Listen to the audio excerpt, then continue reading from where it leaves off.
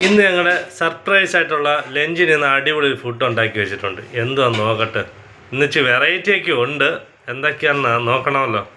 ആദ്യം തന്നെ പപ്പടത്തിനങ്ങ് തുടങ്ങാം. പപ്പടം കഴിഞ്ഞാൽ ഇങ്ങോട്ട് വന്ന് ഇതാ കിടക്കുന്നത്. അയ്യോ ഇതെന്തത് ബിരിയാണി. ബിരിയാണിക്ക് മുട്ടയൊക്കെ ഉണ്ട് കേട്ടോ. ഇന്ന് മുട്ടയുള്ള ബിരിയാണി തന്നെ ഞങ്ങൾക്ക്. സെയിം കേരള സ്റ്റൈലാണിത്. ഹോട്ടലിൽ പോലും ഇത് കിട്ടത്തില്ല. കാരണം ഇത് നമ്മളാണ് ഉണ്ടാക്കി വെച്ചേക്കുന്നത്. അതുകൊണ്ട് തന്നെ ഹോട്ടലിൽ കിട്ടാത്തത്. ഞങ്ങളുടെ ബിരിയാണി സെറ്റായിട്ടുണ്ട്.